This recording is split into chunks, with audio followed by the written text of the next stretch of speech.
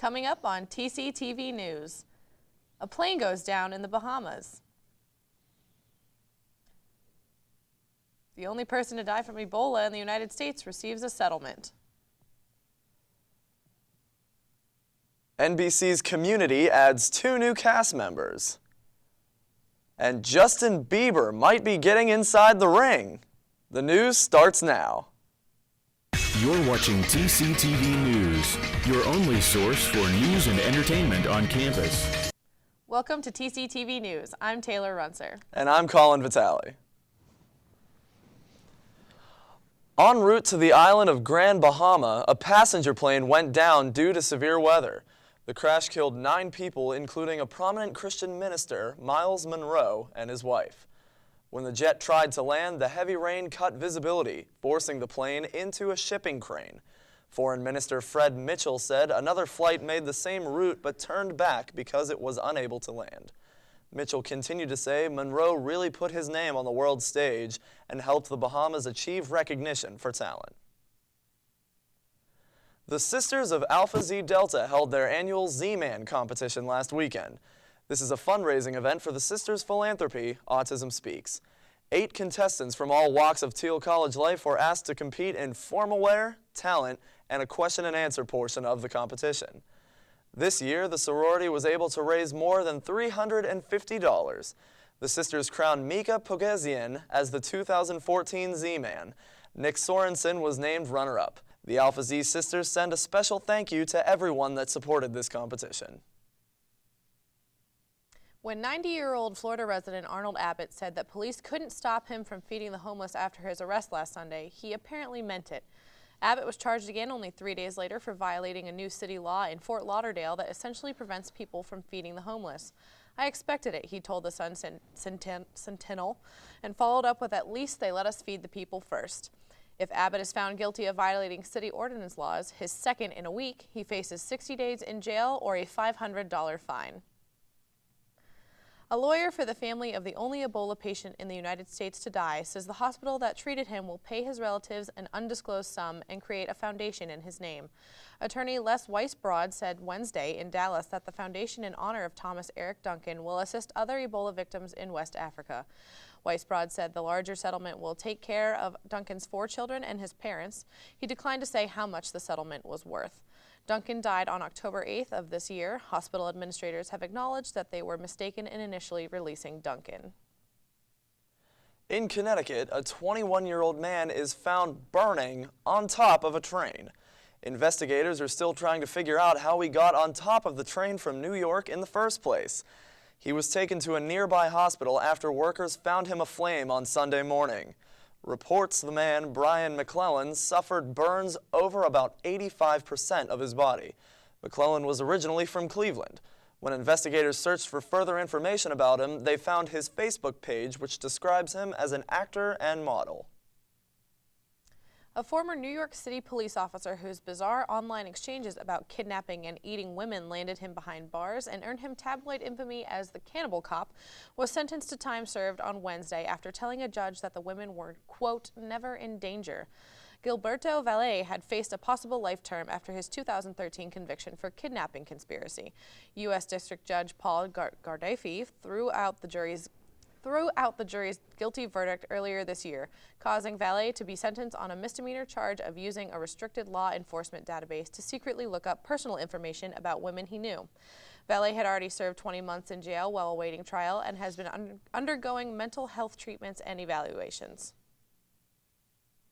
2 U.S. citizens who faced the likelihood of years of imprisonment in North Korea are spending their first night on American soil after their sudden release yesterday. Led by the head of intelligence, the mission to secure the freedom of 26-year-old Kenneth Bay and 25-year-old Matthew Miller was shrouded in secrecy. They traveled to the country and were accused of breaking North Korean transport laws. Tonight, they are back in American territory and in the arms of their family. Bay said, "I want to thank you all for supporting me and standing by me during this time." The newest round of open enrollment under the Affordable Care Act begins in less than a week. The round comes just as the law comes under a new threat with the Supreme court's decision that it will hear a new challenge questioning its government subsidies. The case raises the stakes for healthcare.gov, too, as administrators hope that this time around is not a repeat of last year's embarrassing technical glitches. The lawsuit could give the GOP leaders Mitch McConnell and John Boehner leeway to avoid dealing with the issue of healthcare right away. Sigma Tau Delta will be selling flowers at the William A. Robinson Theater starting November 14th and continuing through the shows on the 16th. Anyone attending a performance there will have the opportunity to buy flowers for the actors from the members of Sigma Tau Delta. The flowers cost $2 a piece, and all proceeds go toward the chapter. Come out and support your Teal players as well as a member of Sigma Tau Delta. The Teal players are finishing their final touches on the fall production of An Enemy of the People. The play is written by Arthur Miller and is adapted from Henrik Ibsen's play Pete Rydberg. The players are set to take stage this Friday, November 14th, and provide 3 shows to the public. The show will be held at the William A. Robinson Theater. The performance is free to the public, and the theater recommends that you do reserve your spot in advance. The Sisters of Sigma Kappa are hosting a pierogi dinner this Saturday, November 15th. Tickets for the event will be sold outside the cafeteria from November 10th to the 14th from 11 a.m. to 2 p.m. The sisters will also provide a takeout option.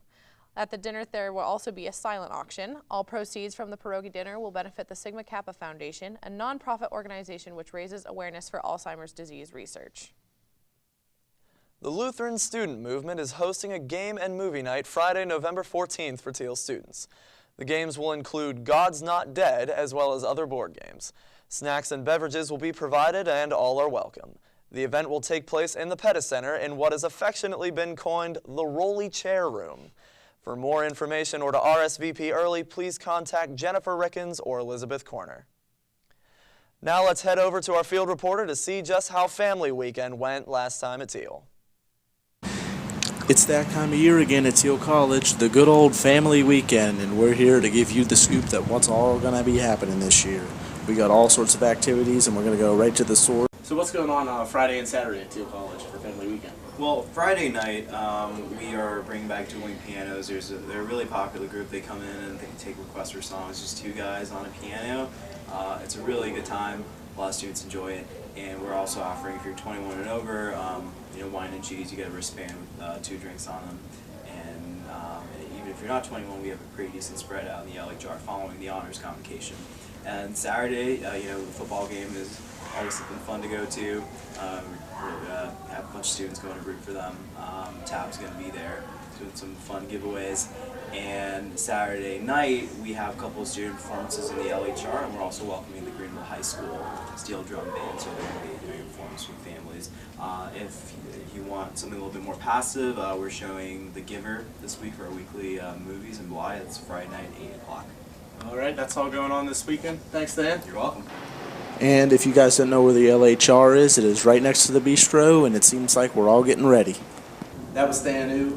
We had Halloween last weekend. He's in charge of all activities around campus. My name's Jeff Coffey. We got Family Weekend coming up next weekend. You heard him. We have dinner in the LHR. We have dueling pianos. So bring your family up, show them what you do around campus, show them around, especially in the new Pettis Center. We got a football game, so show them around and have a good time with your family. Back to the studio. The European Space Agency has announced today that they have made history by landing a craft on an icy comet hundreds of millions of miles into deep space. The stressful 7-hour countdown began once the Philae lander was released from the Rosetta space probe, dropping at 41,000 miles an hour. The comet's name is 67P Churyumov-Gerasimenko. The head of the European Space Agency has underlined their pride in achieving a unique first ahead of its U.S. counterpart, NASA. Mark McCaughrean, a senior scientific advisor on the mission, quoted, "By studying one enormous detail, we can hope to unlock the puzzle of all the others." An unfortunate story to report as a toddler has drowned in a daycare fish pond this past week. The child, a 15-month-old boy, was found in a foot-deep goldfish pond at the Sunshine Daycare in Millville, New Jersey. The owner, 58-year-old Roxanne Lacey, was caring for 6 children at the facility and was inside tending to one of them, later discovering the child was missing and found the boy in the fish pond. Police Lieutenant Jody Farabella said the boy's death appears to be accidental, but police are continuing their investigation. The daycare is closed for now, police have reported. Whether rain or shine, he's our guy. How's the weather out there, Ronell? It's not looking too good. Right now, we are sitting pretty. We're going to be looking at about the mid-40s right now, dropping about the lowest as our low going to 26 degrees. But I want you guys to stay tuned. It looks like we might actually go past Thanksgiving all the way into Christmas spirit, as we're going to get some snow flurries coming in on Thursday and Saturday, dropping down 30% chance of precipitation with that snow coming. I will give you more later on in the newscast. Just stay tuned. Thanks, Ronell. Next up, we have Trent with your entertainment news, so make sure you stay tuned in. We'll be right back.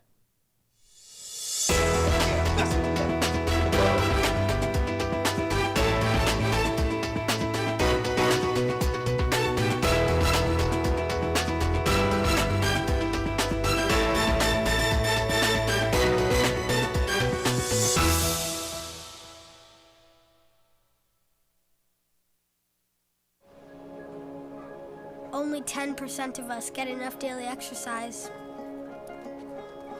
And that number is dropping. Nearly 30% of us are overweight or obese. As a result, we now have a shorter life expectancy than our parents. But give us the right start in sports, and we'll never stop. Learn how at activeforlife.ca. Good evening, ladies and gentlemen, and welcome to this segment of TCTV Entertainment. NBC comedy series Community will add 2 more members to the talented cast when Paget Brewster and Keith David join the group next season. Brewster, who has appeared in popular shows such as Criminal Minds and Law & Order SVU, will play a hired hand to help bring the school to higher standards, while David, who is most known for his role in Oliver Stone's Platoon, will take the role of a retired scientist, Elroy Patashnik. Season 6 of Community is rumored to begin production next week, while Yahoo plans to air the season early on their streaming service, Yahoo Screen, early next year. Fubu founder, Shark Tank star, Damon John admits that he took a big loss after losing a deal to co-star Robert Herjavec in the season's most recent episode. It was young entrepreneur Ashley Drake who sealed a $125,000 deal for 25% of the company, Natural Grip, a product made to protect weight trainers from tearing their hands when they're using a pull-up bar. John told Business Insider that he wasn't mad at Herjavec, as he was mad at his own performance. It's almost like going into sports. 2 boxers go in there and somebody whoops up on you. John said, you know you weren't on top of the game in that fight. You can catch John duke it out and the rest of the Shark Tank investors every Friday at 9 on ABC. Wheel of Fortune host Pat Sajak has been known for his bubbly personality and countless entertainment moments. But on this past Monday's show, did Sajak have a mini meltdown? The supposed meltdown occurred when contestants were trying to solve a puzzle under the category, What Are You Doing? With only 2 letters on the board, one contestant guessed riding a brown horse, while the other contestant guessed riding a white horse. Both guesses were highly unlikely to solve the puzzle. While wearing a Hawaiian shirt, Sajak walked off the set and came back yelling, "Who said anything about a horse?" It seems that neither Kanye West nor celebrity wife Kim Kardashian can get out of the lights of the news. But this time, it's Kim that is making headlines, literally. In the newest edition of Paper Magazine's Winter 2014 edition, Kim is seen exposing her entire backside all oiled up. According to Yahoo News, Northwest's mommy was more oiled up than the BP spill. Paper Magazine also released a second cover. This was a little less revealing, but still spoke a lot of volume. On this cover, she is balancing a champagne glass on her moneymaker. Kim just never seems to get enough of the celebrity spotlight.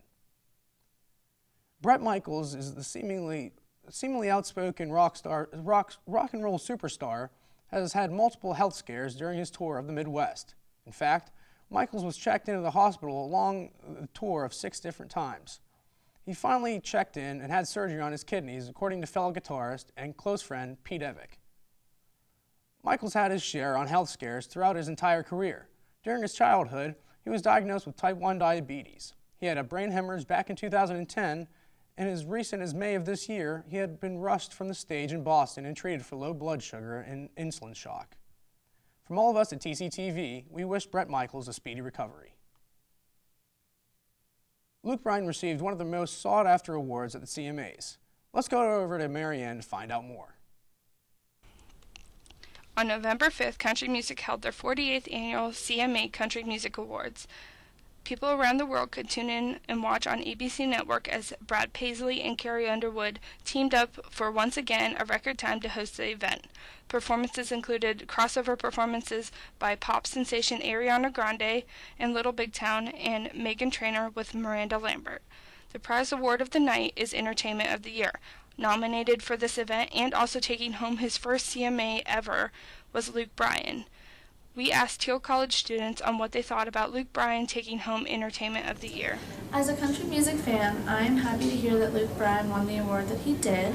I'm a huge fan of his music. I really like the message that it puts across.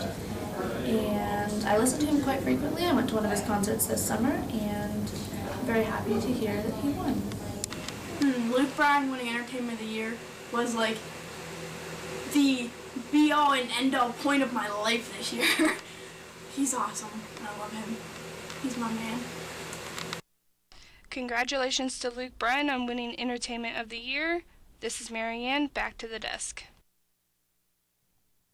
Thanks, Marianne.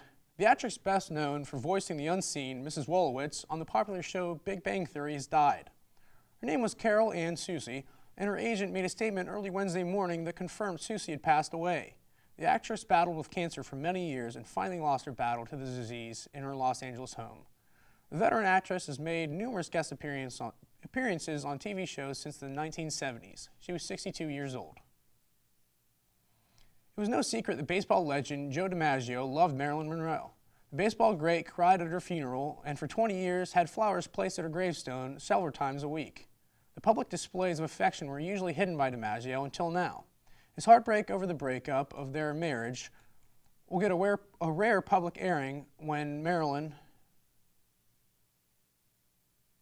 Monroe's Lost Archives goes up for bid at Julian's Auctions in Beverly Hills next month.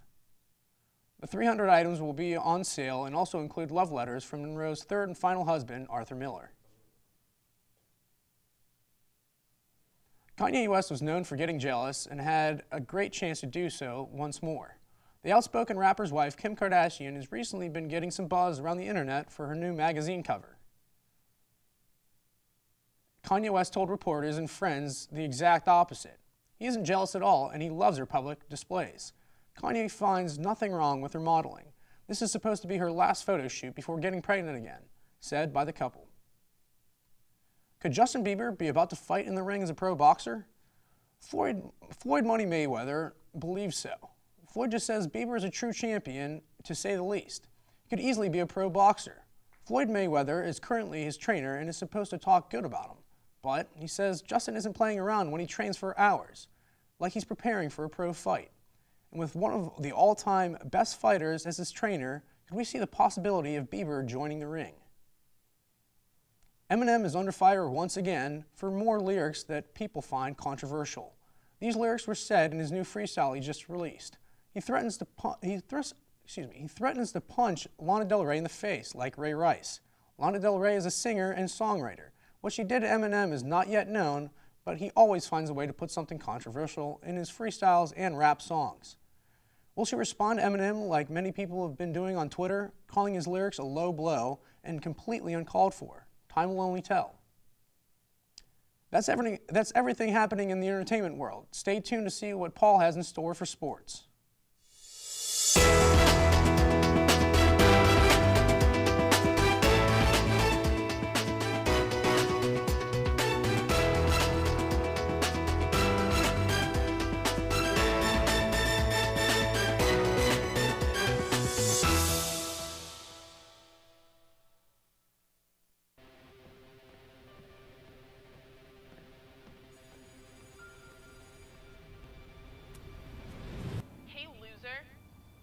Leave me alone.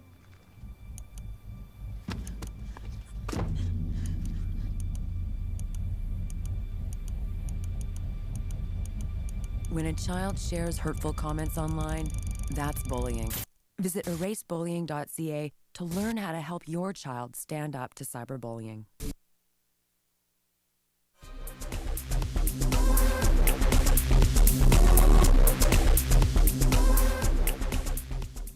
Good evening, Tomcats, and welcome to TCTV Sports. I'm Paul Connolly. Many people are in disbelief, but what you are hearing is correct. The Cleveland Browns are in first place in the AFC North.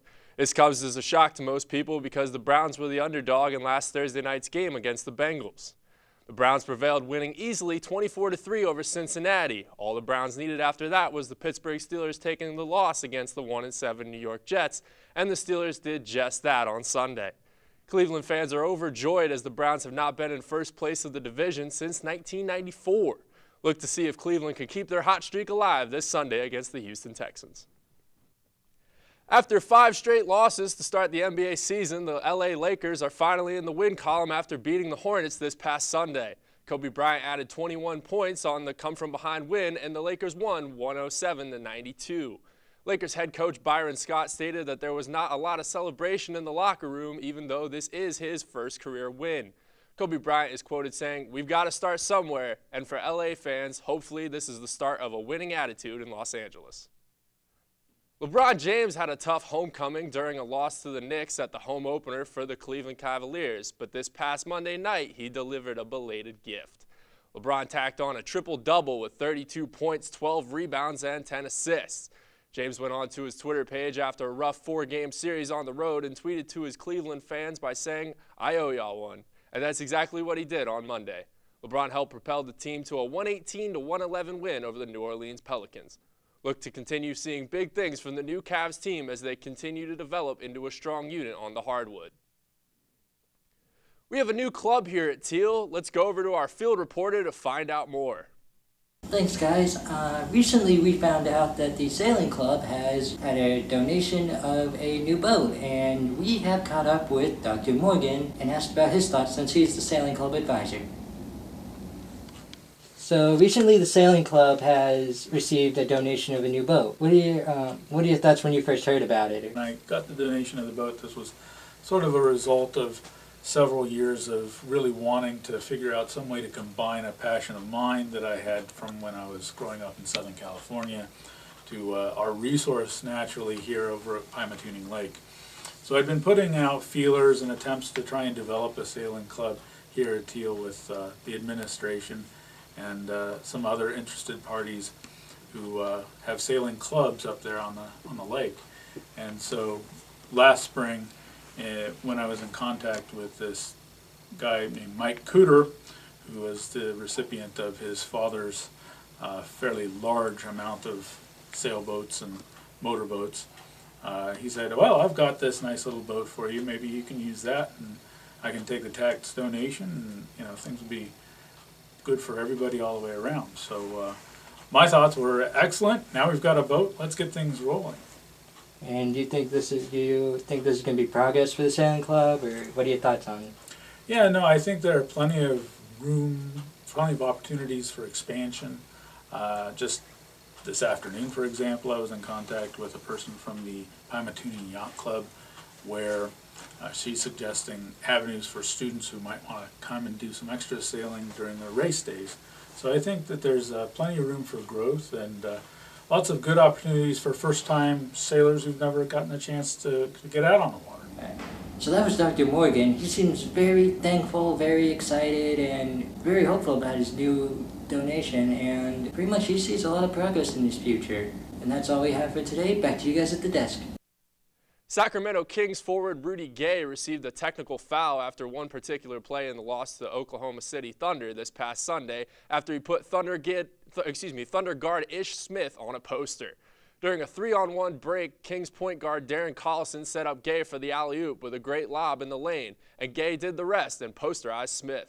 The Kings looked to rebound from the incident when they faced the Memphis Grizzlies Thursday night.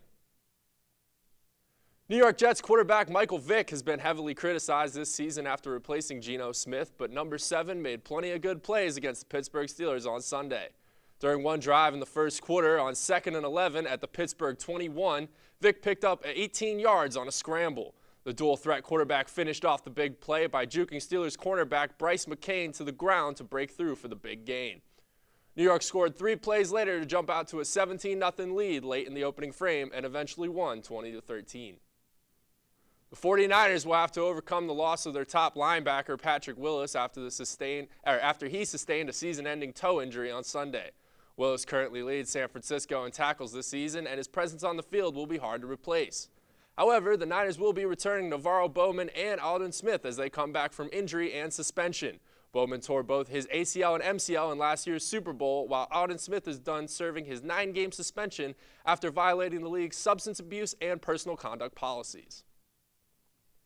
Bad news for Cardinals fans after starting quarterback Carson Palmer has been ruled out for the season after suffering a torn ACL in the game against St. Louis this past Sunday. Palmer said he didn't need an MRI or an X-ray and that he knew it would be his last time on the field after hearing his knee pop. The Arizona quarterback showed up to the media room the next day on crutches and spoke about the emotional pain he's dealing with, stating, "I'm not going to lie to you, I cried like a baby last night, and I'm not an emotional kind of guy. I haven't cried since I lost my friend and teammate Chris Henry back in '09. As a cart wheeled Palmer off the field, he heard the roar of the Cardinals fans cheering and showing their respect and dedication to their team. Drew Stanton will take Palmer's place under center when they face the Detroit Lions this Sunday. Thanks for watching another edition of TCTV Sports. When we come back, we got Ronell with the weather.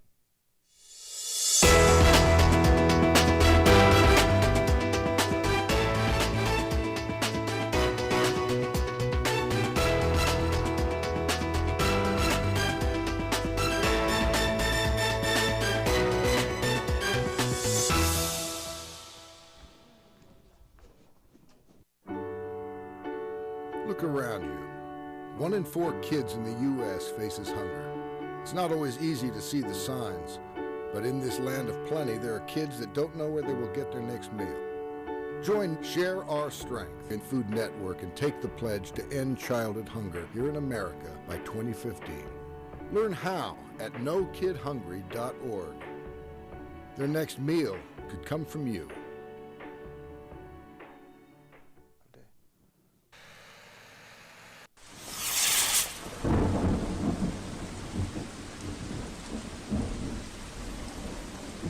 All right, thank you for tuning in to this weather. Let's see what's going on right now. We see roughly around that western area. We're going to be ranging around 33 for Seattle, such as places as San Francisco. We're going to be looking at about 60 degrees right there. Phoenix, 61 degrees.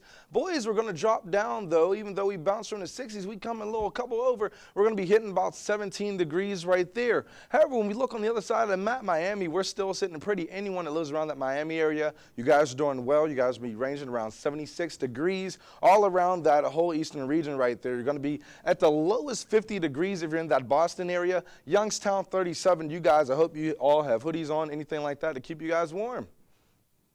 All right, over to our current temperatures, right what's outside of our window. Columbus, that area, such 36 degrees. Cleveland, 36 degrees. You guys are having a tug-of-war battle right there. 39 degrees right there for Pittsburgh. Elkins, 39 degrees, followed by Buffalo, smack dab, almost our neighbor, 37 degrees, ranging all around those mid-30s. All right, over to our current wind chill. It's going to seem like we're all part of the Windy City as we're seeing everyone around that whole eastern part right there. We're going to be ranging 32 degrees, 42 degrees if you're in Morgantown. That's actually pretty good for what we're anticipating on coming later on this week. All right, over to our 5-day forecast all through Wednesday, coming all the way through that Sunday. We're going to be looking at about 43 degrees with a low of 26. Thursday, 36 degrees, dropping down about a few 7 degrees, going into 23, moving on into our weekend. Friday, following into Saturday and Sunday. We're going to expect some snow, rain type showers coming in, maybe some sleet. 38 degrees is our high, dropping all the way down to 29 degrees is our low. That is our weather for today. Back to you guys at the desk. Thanks, Ronell. Yesterday, a proud American nation celebrated Veterans Day to honor soldiers young and old for their service to our country. But this holiday wasn't just for honorable men and women. What about their loyal companions who have joined them in operations overseas or been there for soldiers when they came home? The New York Veterans Day Parade featured a very special float for service and therapy dogs that have served in military operations over the years. Sergeants and colonels were joined by the ranks of Maxie, the military police canine, and Tommy, the post-war therapy dog. For all those who protect our freedom on 2 legs or 4, TCTV and Olive Teal College thanks you. That's all we've got for TCTV News. I'm Taylor Runser. And I'm Colin Vitale. Make it a good one, Tomcats. You've been watching TCTV News, your only source for news and entertainment on campus.